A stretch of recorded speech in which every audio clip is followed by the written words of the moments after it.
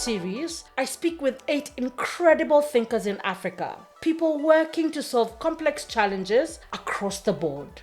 We discuss the civic space in Africa, the physical and online spaces where people come together to exercise their rights in shaping our societies. The civic space is important because it provides everyone with an opportunity to contribute to a thriving, inclusive society. Join us for these diverse topics, from ensuring technology positively serves society to ensuring that communities come together to increase women and youth's participation in decision making. Have you seen a difference between small community organizations that use social media and those that don't? Do you think that those that use social media are more of at an advantage than those that aren't, especially in rural areas? Because, again, internet penetration is low. Yeah. But have you seen the impact? Absolutely.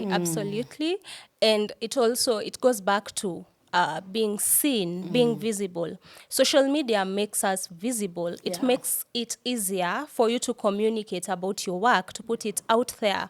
And it's not just for donors and funders. It's for you to encourage another small organization somewhere in a different region, in a different country, struggling with the same things. I like to look at it in the sense, so for example, when you're reading a book, you read a book and learn from the experiences of the author, right? Yes. You're like, oh, this saves me, so or even watch TED Talks. Yeah. You're like, oh, wow, so they did this to do this, that. So it saves you a little bit of time, or even a lot of time, because you're learning from their mistakes, you're being inspired by what they did to get where they are. So when small organizations share their work on social media, it inspires different organizations from different regions.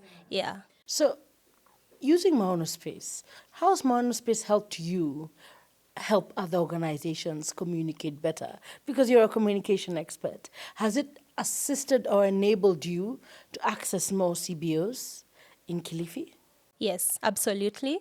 And the most interesting thing is you don't even have to approach the small organizations. It's not like your friends, you work there, so it's easier. And for the longest time, communication has not, like most not-for-profit organizations have not paid attention to communication. So you have a budget for everything else. Even the big organizations are guilty of this. Yeah. You have a budget for every other thing. Except comms. Even vacations. Except comms. Comms is like 5%. No, 5%, 1%. So it has helped us because we are able to show them first, why is it important for you to communicate? Why is it important for you to have a comms strategy? What does that mean? What does that mean for your organization? Why is posting on social media so important for your organization? And some of them have found donors, like people have seen them and they've been funded, which is amazing to see. Well done. Yeah, some of them have partnered with other organizations. Yeah. There's, the guy that was telling you about 1 million trees for Kilifi. So we've been supporting him as well with comms.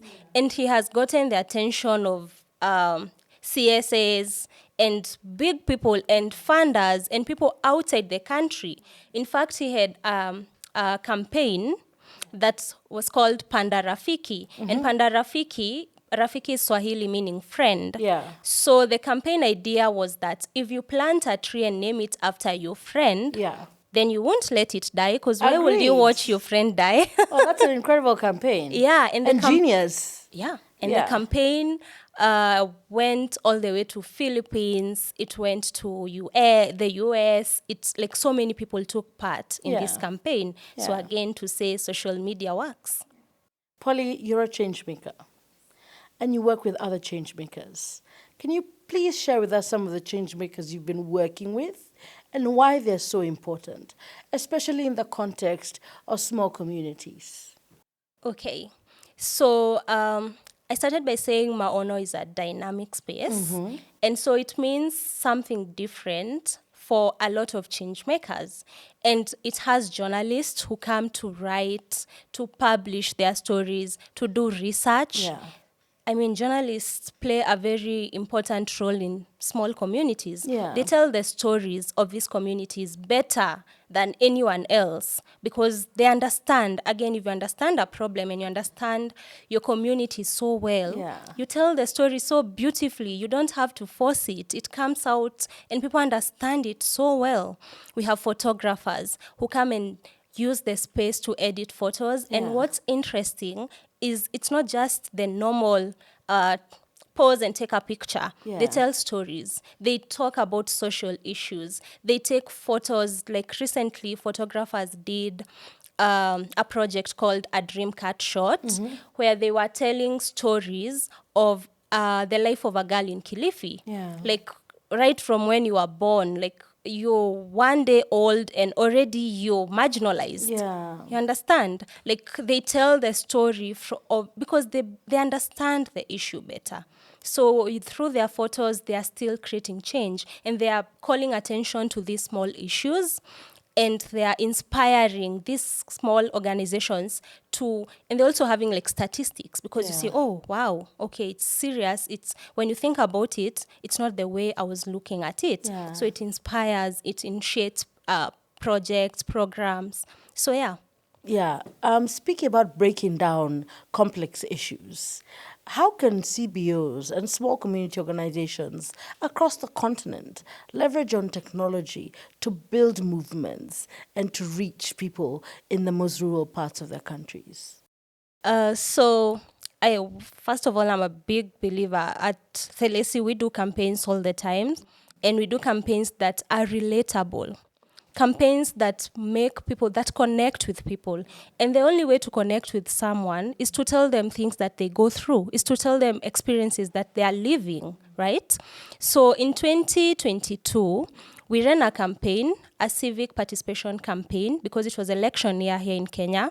And we had done our research and we found out that most people were saying they are not going to vote because what difference does it make? And I do not blame them. We do not blame them, right? But we were trying to show people how the small things that happen, the small things that you face and you go through every single day connect to you not doing your civic duty. For example, if you come home and you find that there is no water, look beyond, oh, this landlord, what's wrong with my landlord? There's no water again. But remember, if we had leaders who are delivering who are doing what they were supposed to do in office, you could have had water. Yeah? If you have potholes in your area, stop thinking about like, oh, this person, there's so much traffic. What's going on? The roads are bad. And let's see the bigger picture, right? If we had the right leaders, this could not be happening. So it's for us to bring, for example, sometimes it's very common here that people are bribed to vote for people that they don't even understand the manifestos. You're just voting just because you are given like 50 shillings, right? Which is very little money compared to what you should be getting. So you take the 50 bob, but the person that you're putting in that office is taking billions that are meant to help you. So think about it. You're taking 50 bob today that will help you.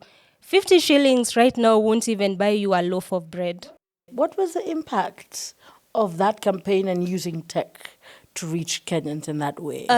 What was the feedback? The feedback was amazing because number one, you're talking about very complex issues using day-to-day, daily activities, things that you're relating things in a way that people are not used to seeing this relationship or how you're connecting things, and it makes them think. And you're using satire, you're using nice visuals for people to share. So up to date, we still have people sharing screenshots and they're like, oh, hi guys, we saw this campaign. Is this your campaign? It's still doing rounds because it's easy to understand. It's easy we've broken down this huge, complex issue into something that you can grasp so easily. And again, through your phone, which fascinates me. Yeah. You've been listening to Talk to Me Direct. Follow and subscribe on YouTube and wherever you get your podcasts.